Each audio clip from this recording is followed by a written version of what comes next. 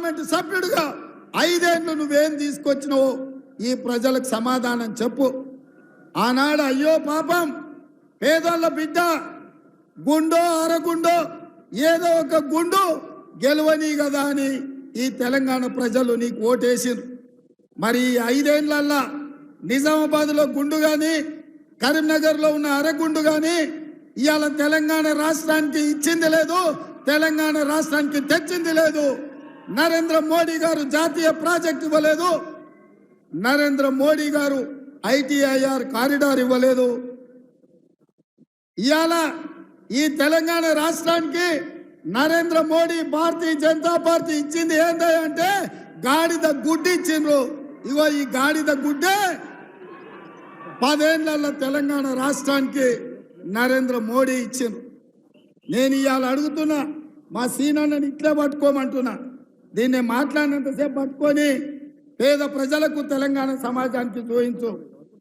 ఎందుకంటే తెలంగాణకు బీజేపీ నరేంద్ర మోడీ ఏమిచ్చిండయా అంటే కర్ణాటకకేమో చెంబిచ్చిండు, ఆంధ్రప్రదేశ్కేమో మట్టి చెంబెడు నీళ్ళు ఇచ్చిండు, తెలంగాణకు మాత్రం గాడిద గుడ్డిచ్చిండు.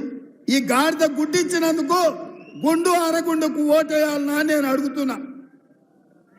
ఈ తెలంగాణ రాష్ట్రాన్ని భారతీయ జనతా పార్టీ మాయ మాటలతోని వంచి తెలంగాణను ఆక్రమించుకోవాలని చూస్తున్నారు.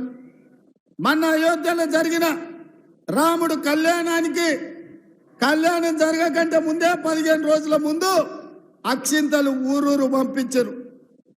నేను అడుగుతున్నా, తెలంగాణ వేద బ్రాహ్మణులను ఇక్కడికి వచ్చిన పెద్దలను ఎక్కడైనా కళ్యాణం ముగిసిన తర్వాత కళ్యాణంలో పంచిన అక్షింతల్ని మనం వధూవరుల మీద మనం చల్లుతాం.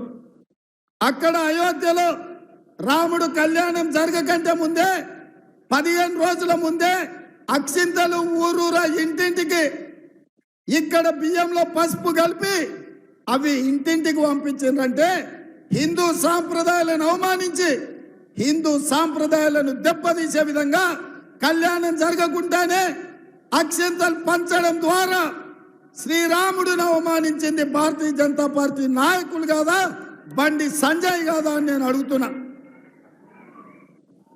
ఈ దేశంలో ఉండే హిందువులు హిందూ ఆచారాన్ని పాటించే పెద్దలందరూ ఆలోచన చేయండి. మొన్న అసెంబ్లీ ఎన్నికల కంటే ముందు రేవంత్ రెడ్డి 6 గుడ్లు పెట్టిండు. 6 గుడ్లు పెట్టిండు,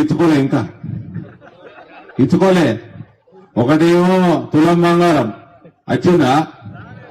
పెళ్లి అయిన వాళ్ళకి వచ్చినాయా తులం బంగారం? 4,000 పెన్షన్ వచ్చిందా? 2,500 మన ఏం స్కీమ్ పేరేంది, మహాలక్ష్మి స్కీమ్, అందరు మహిళలకు 2,500 వచ్చిందా?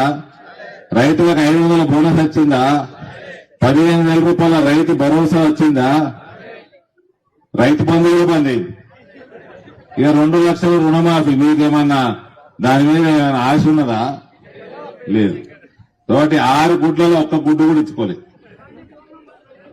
ఇప్పుడు మళ్ళా గాడిద గుడ్డు పెట్టుకొని తిరుగుతున్నాడు. మొన్న నెత్తి మీద గాడిద గుడ్డు పెట్టుకొని తిరుగుతున్నాడు. గాడిద గుడ్డు పెరుగుతుందా అమ్మా?